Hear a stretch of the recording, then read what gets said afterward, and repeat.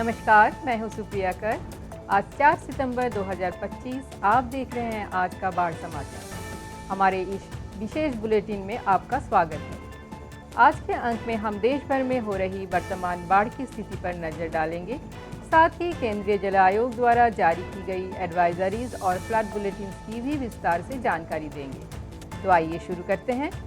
आज दोपहर तक केंद्रीय जल आयोग की रेड बुलेटिन की रिपोर्ट के अनुसार कोई भी नदी में अत्यंत गंभीर बाढ़ की स्थिति नहीं है, जबकि जम्मू कश्मीर, उत्तराखंड, उत्तर प्रदेश, बिहार, झारखंड, असम, पश्चिम बंगाल, ओडिशा, आंध्र प्रदेश, मध्य प्रदेश, राजस्थान और दिल्ली में गंभीर बाढ़ की स्थिति है। इन प्रदेशों के क्षेत्रों में कई नदियां जैसे झीलम, अगलार, भागीरथी, गंगा, यमुना, चंबल, घाघरा, गंडक, बूढ़ी गंडक, कोसी, धारधा, शारदा, गोदावरी खतरे के निशान से ऊपर बह रही है। जल स्तर और उनके पूर्वानुमान के बारे में अधिक विस्तृत जानकारी के लिए हमारी वेबसाइट पर जाएं, जिसका लिंक नीचे स्क्रीन पर उपलब्ध है। आगे बढ़ने से पहले बात करते हैं पिछले 24 घंटों में वर्षा के आंकड़ों के अनुसार प्रमुख वर्षा प्रभावित क्षेत्रों के बारे में, जो कुछ इस प्रकार है। उत्तर ओडिशा और सीमावर्ती छत्तीसगढ़, पश्चिम मध्य प्रदेश और सीमावर्ती गुजरात। आइए अब केंद्रीय जल आयोग द्वारा जारी आज की फ्लड एडवाइजरीज पर एक नज़र डालते हैं। शुरुआत करते हैं दिल्ली से। वर्तमान में केंद्रीय जल आयोग के दिल्ली रेलवे ब्रिज स्थल पर यमुना नदी गंभीर बाढ़ की स्थिति में बह रही है। हालांकि जलस्तर में गिरावट का रुझान है। अनुमान है कि आज रात तक जलस्तर घटकर 207.32 मीटर तक आ जाएगा।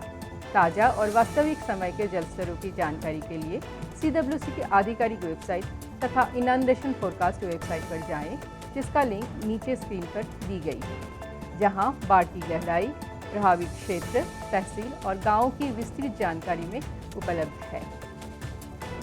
महाराष्ट्र, पूर्वी मध्य प्रदेश और उसके आसपास बने निम्न दबाव क्षेत्र एवं सक्रिय मानसून के कारण अगले 2 दिनों तक नासिक, धुले, नंदुरबार, पालघर, ठाणे, रायगढ़, पुणे जिलों में अत्यधिक भारी वर्षा की संभावना है।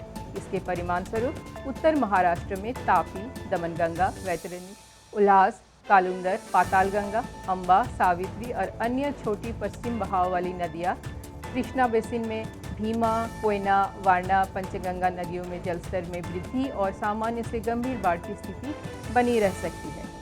प्रमुख बांधों जैसे हटनूर, कोयना, वीर, वारणा, उजनी में अगले 24 घंटों में सामान्य से अधिक जल प्रवाह की आशंका है। गुजरात की बात करते हैं। अगले 2 से 3 दिनों तक गुजरात के विभिन्न क्षेत्रों में बाढ़ की गंभीर स्थिति बनी रह सकती है। दक्षिण गुजरात में नर्मदा, तापी, दमनगंगा, अंबिका, औरंगा, कीम, पार जैसी पश्चिम बहाव वाली नदियाँ।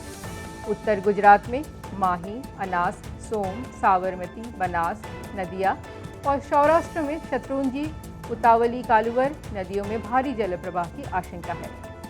उकाई, सरदार सरोवर, मधुबन, कडाना, धरोई, दांतीवाड़ा, शत्रुंजी बांधों में अगले 2 से 3 दिनों तक सामान्य से अधिक जल आगमन की संभावना है। अब मध्य प्रदेश, अगले 48 घंटों तक खंडवा, बरवानी, अलीराजपुर, रतलाम, धार, झाबुआ जिलों में ताप्ती, नर्मदा, अनास, माही, चंबल की सहायक नदियों में बाढ़ की स्थिति गंभीर हो सकती है। इंदिरा सागर जलाशय में भी अगले 48 घंटों तक सामान्य से अधिक जल प्रवाह की संभावना है। ओडिशा, पिछले 24 घंटों की वर्षा के कारण उत्तर ओडिशा की बुढ़ावलंग, सुवर्णरेखा, ब्राह्मणी, बैतरणी, महानदी नदियों में बढ़ते जलस्तर के साथ गंभीर बाढ़ की स्थिति बनी हुई है। रेंगाली और हीराकुड बांधों में अगली 24 घंटों में जल आगमन बढ़ने की संभावना है। उत्तर प्रदेश की बात करते हैं।